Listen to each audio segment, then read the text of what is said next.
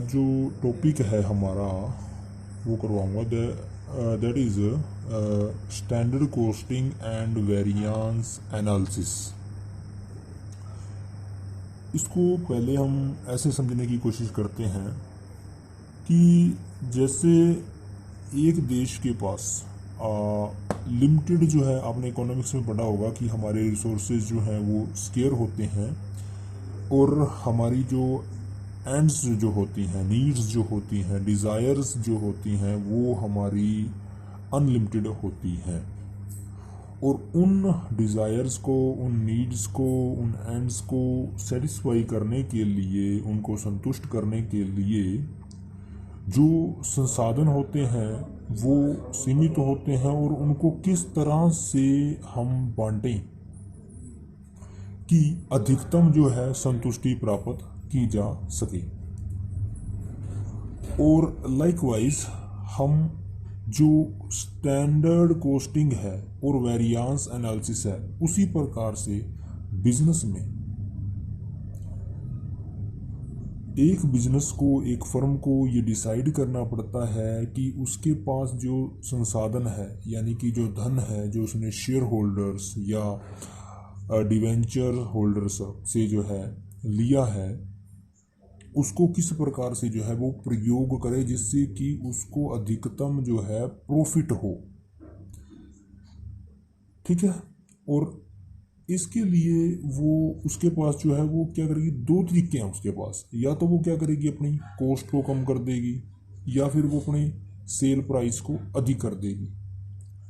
यदि हमारी मार्केट जो है वो मोनोपोली है, यानी कि अकेला एक व्यक्ति ही जो है उस वस्तु को सेल करता है, उस प्रोडक्ट को सेल करता है। For example, I have a pen, और यदि कोई और इस तरह के पेन नहीं बनाता है, और कोई पेन बनाता ही नहीं है, मैं तो ये कहता हूँ कोई पेन बनाता ही नहीं है, सब्स्टिट्यूट ही नहीं है, तो मैं कितना भी प्राइस उसको डिसाइड कर लूँ, जो है क्या करना पड़ेगा, अगले को तो खरीदना पड़ेगा, है ना। तो इसी तरह से ही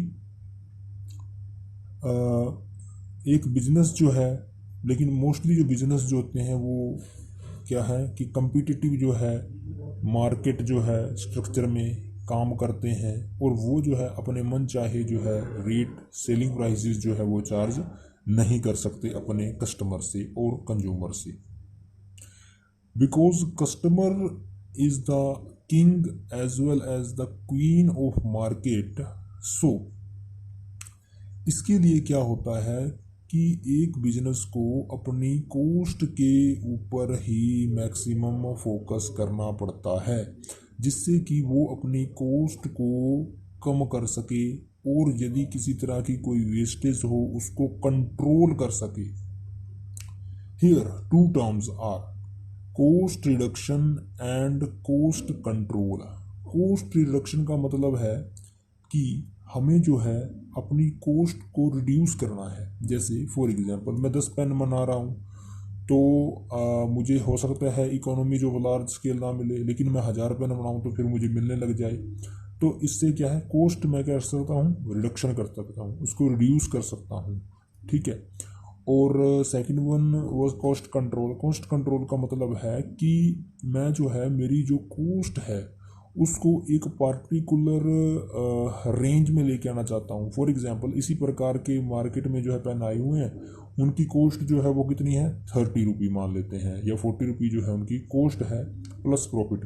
और कॉस्ट उनकी 30 है, 10 रुपये प्रॉफिट मार्जिन हो गया, और उसके बाद 40 का वो सेलिंग प्राइस डिसाइड किया हुआ है।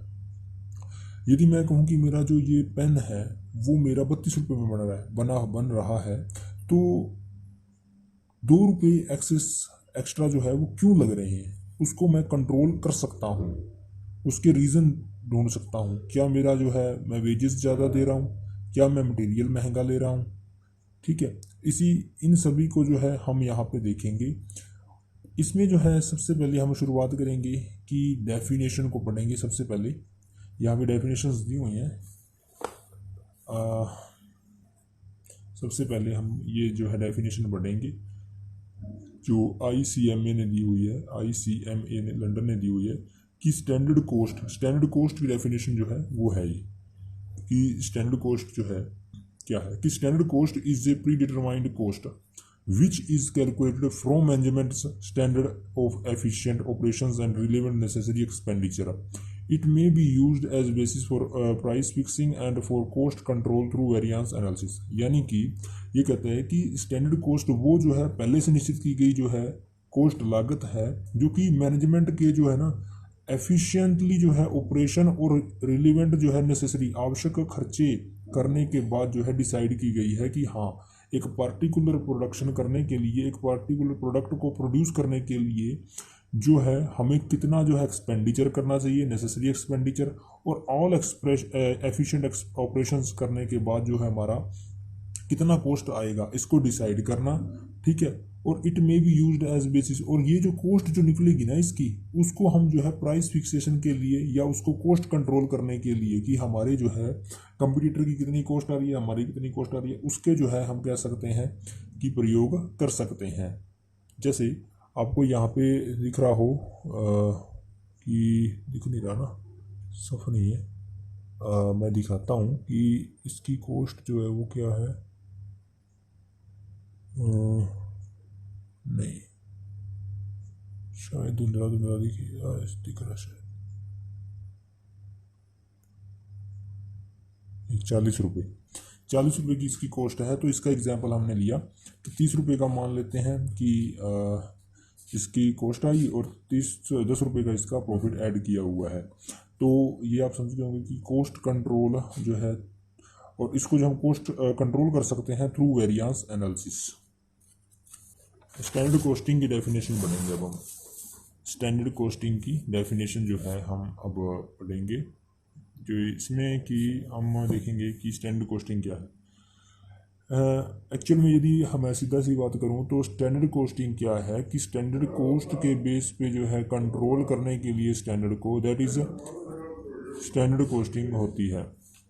स्टैंडर्ड कॉस्टिंग डिस्क्लोज करती है the cost of deviation from standard, यानी कि जो हमारी कॉस्ट है वो स्टैंडर्ड से कितनी डेविएशन यानी कि डेविएट हुई है, कितनी दूर है, कितनी कम या उससे ज़्यादा है, और उसको क्लासीफाइज करती है, यानी कि विभिन्न रूपों में, विभिन्न फॉर्म्स में उसको बांटती है उसके कारण के आधार पे कि मटेरियल के रेट बढ़ने के कारण कितना हुआ है, मटेरियल को ज़्यादा यूज़ करने, कम यूज़ करने के कारण कितना हुआ है, एंड अदर, और मिक्स में चेंज करने के कारण कितना हुआ है, और इसी प्रकार से लेबर और ओवरहेड की फॉर्म में भी हम देखेंगे।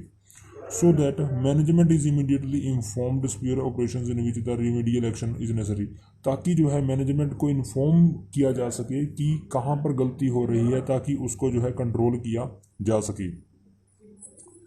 Okay, this is our definition of standard cost and standard costing, and after that I will explain the meaning of variance का meaning। okay, here this word is variance। what is variance? variance कहता है variance क्या है कि हमने कहा कि एक होती है एक्चुअल कॉस्ट और दूसरा जो होता है हमारा स्टैंडर्ड कॉस्ट। जब हमारा स्टैंडर्ड कॉस्ट एक्चुअल कॉस्ट से जो है कम होता है तो इसका मतलब है कि एक्चुअल कॉस्ट क्या होगी मेरी ज़्यादा, इससे मुझे जो है लॉस होगा। कंपटीटर तो सस्ती वस्तु बेच देगा, अपनी प्रोडक्ट अपना सस्ता बेच देगा, लेकिन मेरा प्रोडक्ट क्या होगा, महंगा हो जाएगा, जिसकी वजह से मुझे कोई ज़्यादा नुकसान होगा, कम कीमत पर बेचना पड़ेगा, या फिर मेरा कोई प्रोडक्ट खरीदेगा ही नहीं। क्योंकि कस्टमर क्या है, कस्टमर तो हम कह सकते हैं कि वो एक सतर्क है और रैशनल है। कस्टमर तो वो सस्ता देखेगा ना, तो इसलिए कहा गया है कि वेरिएंस जो है वो डेविएशन है कि जो हमारा एक्चुअल कॉस्ट है और हमारा स्टैंडर्ड जो है कॉस्ट था डिसाइड किया हुआ, हमने सोचा था कितना होगा, तो वो वेरिएंस है। अब एनालिसिस ऑफ वेरिएंस क्या है? एनालिसिस ऑफ वेरिएंस का मतलब है कि जो वेरिएशन आया है, जो डेविएशन जो आए हैं, उनके पीछे कारण क्या हैं और उनको किस किस फॉर्म में जो है हम क्लासीफाई कर सकते हैं और वो क्यों हुए हैं, उन सभी को हम एनालाइज करना, यानी कि उसकी जब स्टडी करते हैं वेरिएंसेस की, that is called analysis of variance. यानी कि हम एनालाइज कर रहे हैं उनको कि ये पार्टिकुलर चेंज जो आया है वो क्यों आया है। अब जो ये वेरिएंस हैं वो कंट्रोलेबल भी हो सकते हैं और अनकंट्रोलेबल भी हो सकते हैं। फॉर एग्जांपल कोई वेरिएशन इस वजह से आ गया कि सप्लाई जो है हमारे लेबर की जो है बहुत कम है, तो उससे डिमांड उसकी प्राइस बढ़ जाएंगी। मटेरियल की सप्लाई कम है तो उससे प्राइस बढ़ जाएंगी। वो हमारे कंट्रोल में नहीं। कंट्रोल क्या हो गया कि मशीनें जो हैं ख़राब हो जाती है तो हम मशीनें रिपेयर करवा लेंगे, आगे से प्रॉब्लम नहीं आएगी। लाइट चली जाती है, हम इन्वर्टर या किसी और जो है सूटेबल जो है सोर्स का प्रयोग करेंगे जिससे लाइट जो है नहीं जाएगी और हमारे जो लेबर है वो सही तरीके से काम करेगी, कॉस्ट नहीं बढ़ेगी। फिर आगे हम देखेंगे